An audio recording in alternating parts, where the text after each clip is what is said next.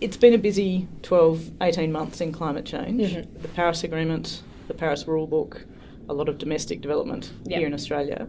In parallel to that, there's been an important development in the financial sector with the establishment of the Financial Stability Board's task force. What was the task force looking at? Sure. I think there's been increasing interest from the financial sector in how to understand and manage climate change risk for a number of years. But there was a real sort of coalescence of interest just before COP21 in Paris in December 2015, and a speech that Mark Carney, the Governor of the Bank of England, gave, talking about the tragedy of the horizon. So thinking about how long-term risk like climate change can actually be brought forward into financial decision making in the shorter term. Our task really is to identify voluntary disclosures for companies to put into the financial markets to allow them to make more informed decisions about climate-related risk. There are a number of companies who already report on environmental sustainability, obviously annual reporting and financial reporting. How has the task force incorporated some of that work into what it's done to date? One of the things we did for the first 3 months of the task force was really to take a good look at what already exists and try and find the best practice examples and use that to inform our work. So it wasn't about creating a completely new framework that didn't take account of all of the great work that's already been done. It was about taking the elements that really worked and also trying to find out where the gaps were. So what is it that's missing in terms of disclosure, and how can we make it more comparable, more complete, and really take account of the full range of climate-related risks and opportunities that need to be identified and managed. What does it mean for a company, say an Australian company, starting to grapple with and look at climate risk and opportunity? So we provide a framework in the task force for people to think through the range of risks and opportunities that climate change may pose, almost as a kind of thought starter for companies.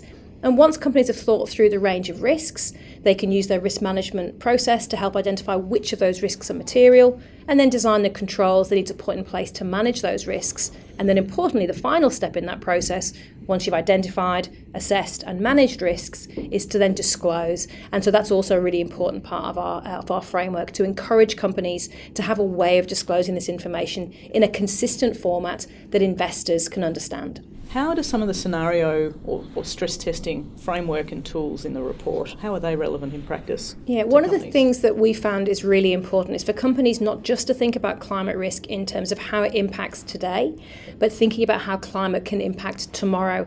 And tomorrow might be for some, a longer term view for some companies might be 3 years, but for companies like BHP Billiton, where I work, long term could be 30 or 50 years out.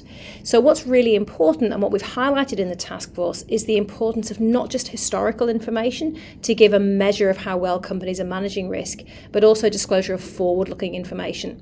So scenario analysis is a really useful tool for thinking about the future and thinking about a range of different scenarios that could unfold, and allowing companies to work out, if this scenario unfolded, what are the main impacts it could have for my business? And how might I be able to track how these things are developing over time to build resilience today? In terms of that futuristic modelling, is there good data for companies to start applying as part of some of that scenario analysis? In the task force report, we acknowledge that scenario analysis is a nascent area of work. And so we talk about the importance of qualitative assessment. So it may be that data sets are not complete, or data isn't available, or people don't have a really good understanding of exactly how impacts might play out. And really, scenario analysis isn't about providing precise outcomes.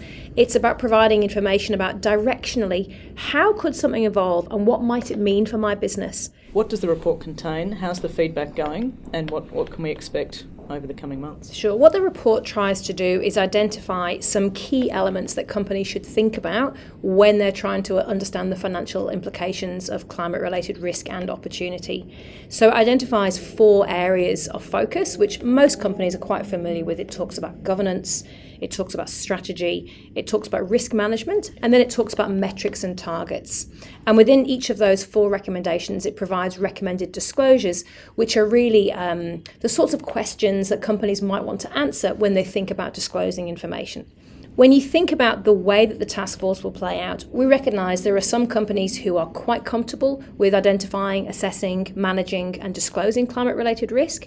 There are other companies who haven't spent a lot of time thinking about this yet. So the report is really there to help both ends of that spectrum. For those who want to take a further step and provide more quantitative analysis, for example, it gives some guidance on how that might be done, but it also enables those who haven't yet done this before to take the first step. And reflecting the diversity of supply chain as well. I mean, there's a diverse company representation, but an example I've read about is washing detergents and looking at scarcity and water scarcity issues and how that might affect supply chain and trying to grapple with those impacts across a broad range of businesses, operations, and as you've said, the users of that information as well. So I think one of the most important things is not to limit your thinking about climate change, risk and opportunity. So this is not just about certain types of risk for certain sectors over certain timeframes. It's about thinking much more broadly. What could those physical risks and opportunities be? What could those non-physical risks and opportunities be? How might they change by sector, by jurisdiction and over time, and having a much more holistic view of risk. So thinking broadly and taking the time to look at climate change as part of your enterprise-wide risk management process. It's an exciting space and it's an innovative space, and thank you very much, Fiona, for taking the time to speak to us. Thank you very much.